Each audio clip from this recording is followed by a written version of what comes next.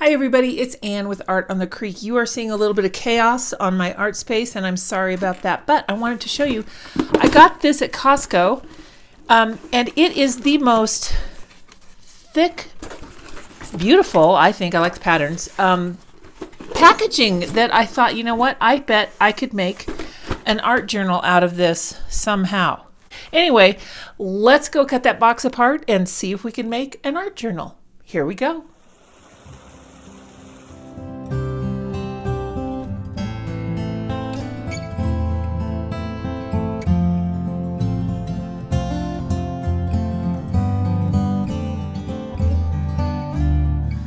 Do I have a solid plan? No, of course not. But what I do know is that this is all I'm throwing away, is this little section in my hands. Actually, this one, has potential. Yeah, this could be a spine for a journal. Okay, saving that. This is just really good cardboard, you guys. It's really strong. So this is all I'm throwing away. And I'm saving these because they could either be little handheld notepad covers or tags or something, so that's nice. These end pieces are beautiful. I'm definitely saving these. They could be binding to a journal. Wouldn't that be nice? And then these little ends, also same thing. Now here's the, and here's another one here. I might use them for pockets or something, I don't know. There is some wicked stickiness on here.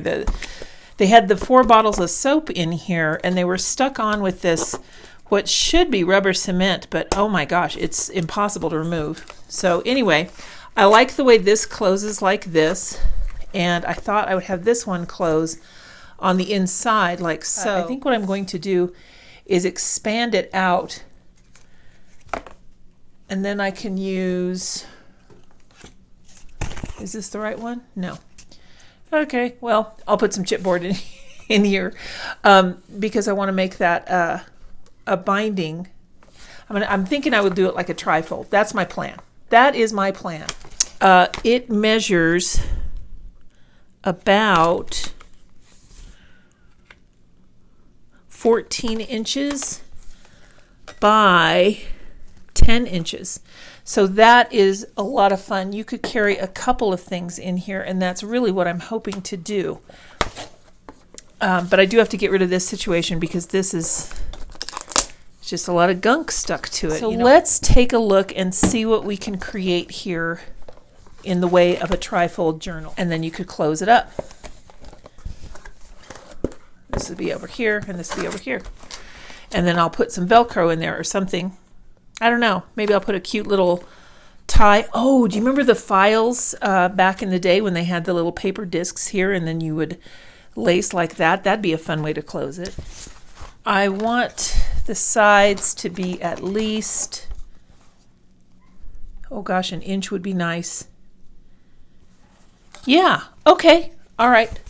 I'm going to do some more cutting and then I will see if we can lay out the steps here so that you guys can follow along, because if you go to Costco you can get these soaps and you can make a cute little journal. Okay, I'll be right back. So for my first little find, I saved these watercolor sketchbooks and used the chipboard on the back. I really like this and I think the blue kind of goes nicely. So I think what I will do, since this tore off when I was peeling off all of that awful stickum, I think I'm going to put this in here like this. I'll center it and then trim it so it stops about a ½ inch in from each of these, and then I will cover the damaged parts like that. I think the glue that I'm going to use is this PVA glue. It's what I use for most of my bookbinding projects, so I will use that. And I've got a couple of Brayers here. Here's what I did with the watercolor paper cover. It was like this. And I just measured the distance between the inside of this cut and the inside of this cut, and then I subtracted a ½ inch, and it looked like it was going to be very close to this design. So I ended up just cutting it along that design, and then I matched up the bottom here and then trimmed off the top. I just marked where it was and then cut that off. In order to cut all of these, I'm using a rotary cutter and a ruler with, it's my quilting supplies, but I'm not using my quilting blade. Don't worry, I have a blade for paper. And these are Brayers. You've probably seen them for a lot of purposes, but they're really handy to have. I have 2 different sizes, so I thought we were going to use that to press this down. So let's get this puppy glued on here. So let's go ahead and get this centered on here. There we go. That will work. And there is a little bit down here that I'm going to want to trim off. I'll have to get to that here in just a moment. But we'll start in the center and just roll this out.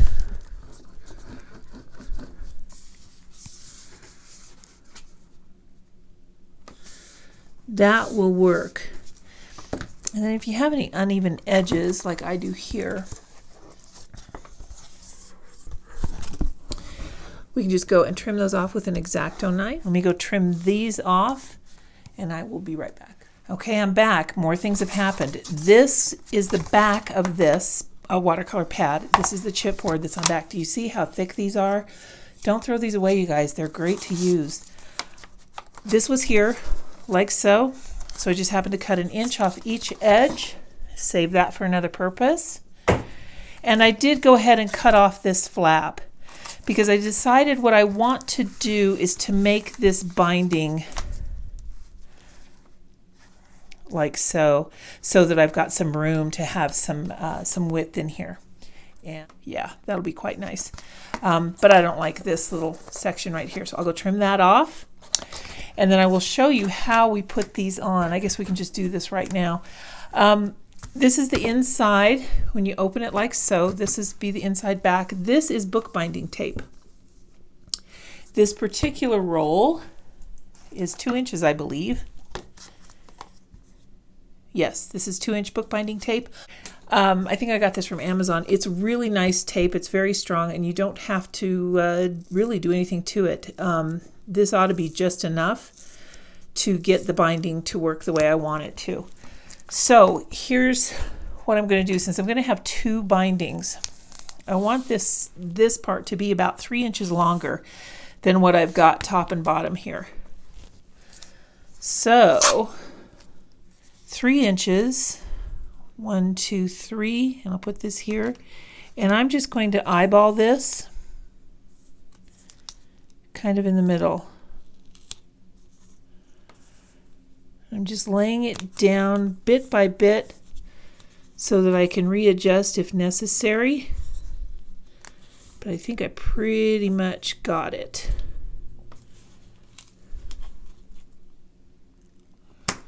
There. So now I've still got that bookbinding tape sticky side up, and this part with the word Canson on it there, that's the center back of the trifold. So I'm just going to line this up, and I want to leave about 1/4 inch of space in between the edge of the back and the little binding edge. I've kind of got 2 of those little end flaps together because that's about 1/4 inch, and if I can put those in between there, then that'll help me line this up. So I'm just kind of holding 2 of those end flaps together, and I've got it resting against the spine of the binding, and then I'm pushing the center back of the book up next to that. And I've kind of got to finagle it a little bit to make it work. Put it down at that end first, and then you can see we kind of got a little bit crooked, so kind of about right there. I'm going to go with that. This is what I cut off, was this flap right here. So I will throw this little bit away, but I'm keeping this one. Now this is going to come over like this. So I'm going to lay this here 1/4 inch. I'm not using my spacers. I'm just using my eyeballs. There. We can use our brayer again.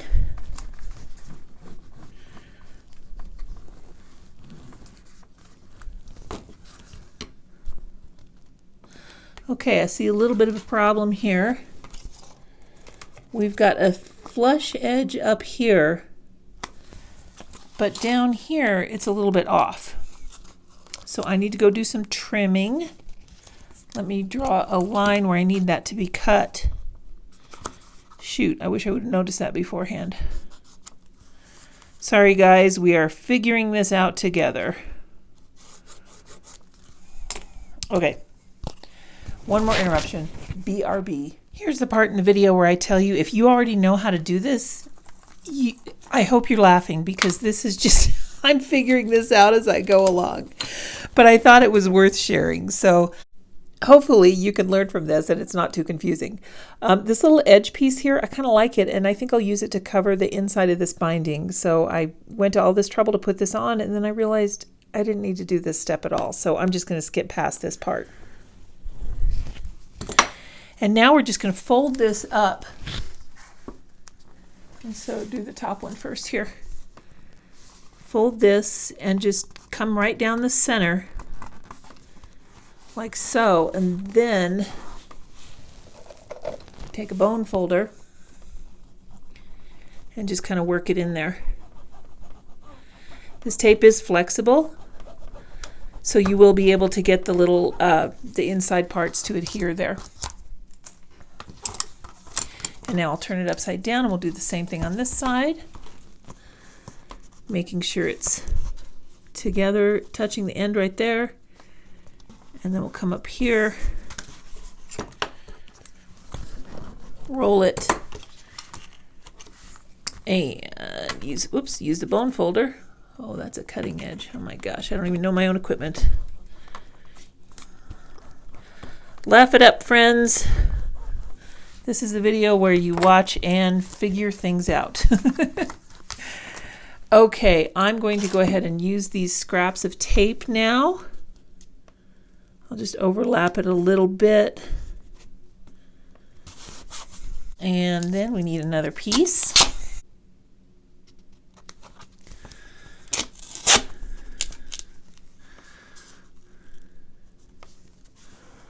There, much better. And I guess with these bone folders, find an edge that's not going to cut. That one there was too sharp, but this rounded edge works just fine. And I'm actually kind of using the thicker end of it.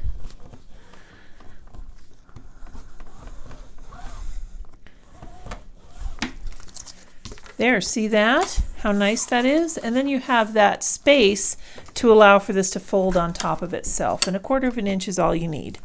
So this is actually the right side here of our little situation. Now let's work on the left side.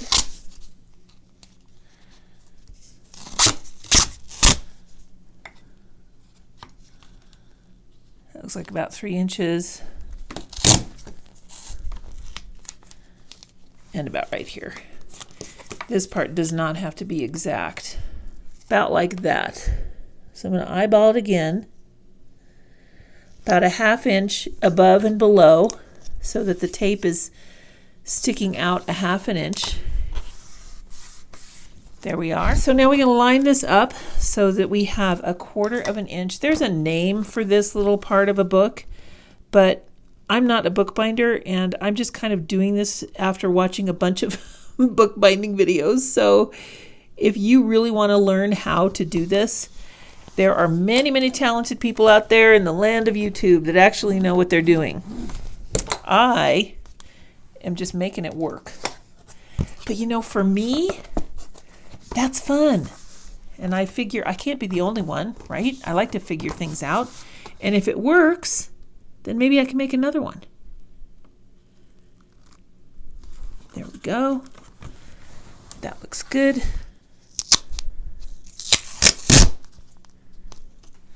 And I want this to kind of line up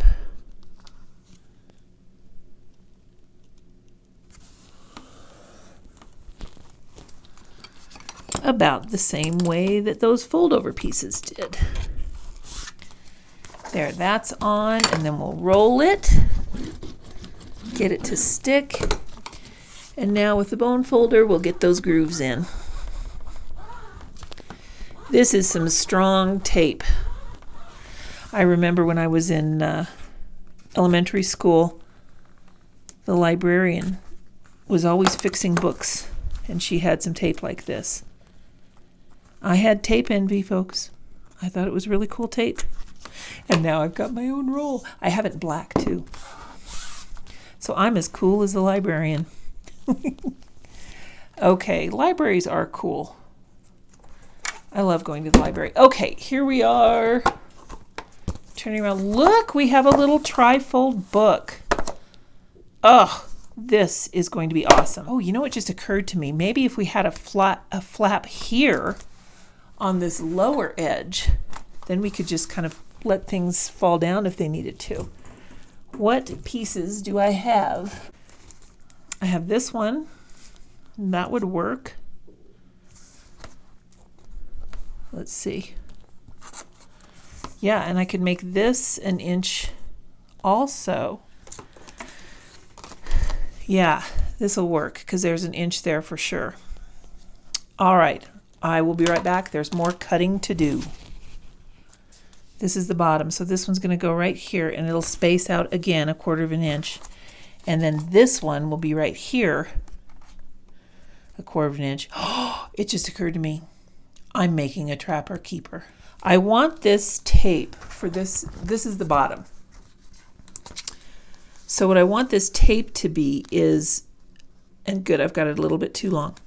I want it to come about halfway in from this side binding piece. So I think this will work. We'll figure it out.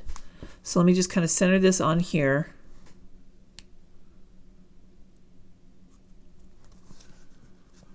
This cardboard from this packaging of the soap has like a plastic coating on it. So that's really nice. All right, now let me see if I can do this where you guys can see it. I'm going to put this here, leaving about 1/4 of an inch. There, had to concentrate on that one. Okay. And then here's this piece, and I want the pretty side in, so I think I like this way. And we'll do another little 1/4 of an inch space here. All right, and now we're going to roly. We need to trim this so that we can fold this piece in. So what I'm going to do is to cut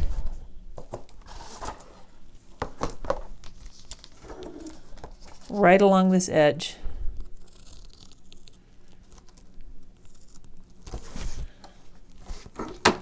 To here, just to the inside of the little binding thing. Things are dropping. This is comical. Totally comical. Okay, so there's that one. Just to there. We're folding this up. All right, bone folder again. Get this down here. Even though this is not coming up over here, that's okay, because we just need it to adhere to the inside edge of this and down here, and then we'll put more tape on, because you can always use more tape. All right, so, and that's what we're going to do right now, is use more tape.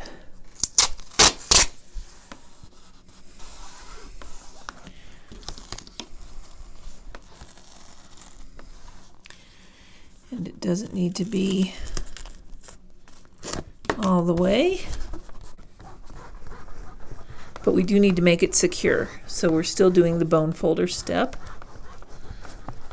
And when you do this, just make sure you're kind of leaning it in to get that edge, the inside edge of this one, and then the inside edge of this one as well, if you have a little more space like I do.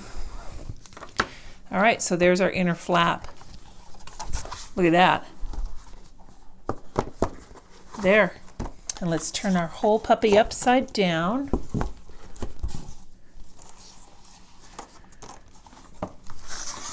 All right, and we're going to do that same thing with the tape that we did down here. That looks okay. There we go.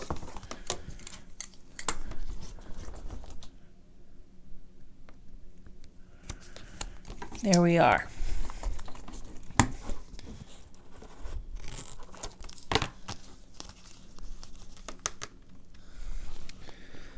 So same situation, we're just getting this in. And let's get this cut right here. There, look at what we have created. It is my creature. Oh my goodness, I am so happy about this. I'm so happy I didn't throw this away. All right, let me finagle this and I'll be back and you can see the finished product. Well, it's certainly not pretty, but let me show you what I did. Over in my sewing, this is the only elastic that I had. It's 1.5 inch ribbed non-roll elastic. It feels really old. You can get softer and prettier elastic, but and in fact you can get black, but this is what I had, 1.5 inches. And what I did was I wrapped it through here.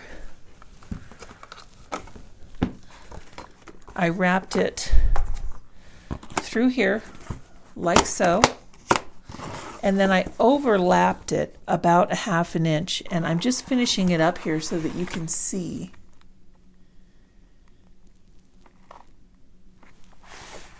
I threaded my needle with 4 threads. So I threaded it through once, and then again with the cut ends. I took the cut ends of the thread, put them together, and then threaded the needle, and then I folded that in half. So I had a total of 4 threads coming down. And I'm just getting ready to tie the last knot here. So I just did a basic whip stitch around. I'll show you one of the stitches. There, and then we'll go back through this way and just tie a little knot. To make sure that this is strong enough, I tied 4 knots like that and then did about 4 stitches and then finished it with 4 more knots. So now I'm just looking for some scissors here to cut the end off, and then the sewing is done. Now, what you can do is leave it like this, but it's just not too pretty. So I did find some felt, and I think what I will do is I will cut a strip of felt to go around these like a loop, and I'll glue it on with some fabric glue. Which brings us to the part where I turned the camera off instead of leaving it on so that I could show you what I'm doing. You're going to take that felt and cut 2 pieces that are 1 inch by 4 inches, so 2 rectangles, and there they are. And then you will wrap them around and glue them on with Beacon 3-in-1 glue or Fabri-Tac. We're coming in here after the part where I missed the footage. So what you can see, the gold clips there that are clipped onto the blue felt, those are there just to secure the felt. It's wrapped around there completely and glued, and then I've got it clamped just so that it can sit and dry. You don't have to leave those clips on there all the time. So let's get this thing loaded up. I've got lots of things here that I'm emptying out from my regular plein air bag, and then together we can make a decision as to how we're going to actually pack this. I think I've got this figured out. I think I finally got it narrowed down to what I want to bring. So look how fun this is. Okay, I love these bags. They are very strong mesh bags. They'll last forever and hold everything. I have my portable painter here, and I have my portable painter micro. This one I set up with a warm and cool primary palette, and this one I set up with some more of the convenience colors that I really like to use. So I will have both of these ready to go. And then in here I have my favorite water brushes, because there are some that are better than others. I have a review of these. I will put a link to that in the description below. A couple of pencils, an eraser. Okay, so these will go in here, and I can pack this just right so that I can keep it that 1 inch depth. So that's really nice. So this is the first thing that I put in here at the bottom. And then these have probably dried by now, so we can certainly take these clips off. And this is how I glued it on there. Not pretty, but it works. Here's the glue I used. I was telling you about that Beacon 3-in-1. Here's my journal and a bag of paper towels. So we'll put the bag of paper towels right there. I've got my journal here. This is a Speedball journal. I really like this size. It's not cotton, but I really like this journal. It's just perfect for plein air. And I have a lot of pages to fill, so that is fabulous. I like that it has this elastic cover, and it also has a bookmark so you can know where you are. There we go. That can go there. This goes on the bottom. I think I'll keep these clips in here just in case. And then we'll tuck the paper towels under here. Yeah, I think I'm all set. Look at this. We just fold up the top. And how do I want to do this? I think I'll put this one in first and then this one. And there you go. And rather than try and figure out a closure right now, I have these really large rubber bands that I like to use. But what I can do is go ahead and just put a rubber band over here. And there you go. I am all set. I think I'm going to bring this on the plane. Won't that be fun? I think that'll be great. Okay, you guys. That is our recycled and repurposed plein air kit. I'm excited to try it. Thanks for watching along. I hope these wacky directions as I figured it out are easy enough for you to follow. You know, you can use whatever you want, but basically you're going to make a back, 2 side flaps with the 1-inch binding, and the 2 top flaps with the 1-inch binding. So no matter what size you make it, that's basically how it works. And then these rubber bands, I'll put a link to where I got those as well. They're usually in the scrapbooking section in your craft store. I'm going to go get one more of those rubber bands and wrap it around vertically so that it stays nicely secure. And the little do-it-yourself trapper keeper for plein air is a success. I will let you know how it works in action, and you guys have a great week. Take care, everybody. Bye now.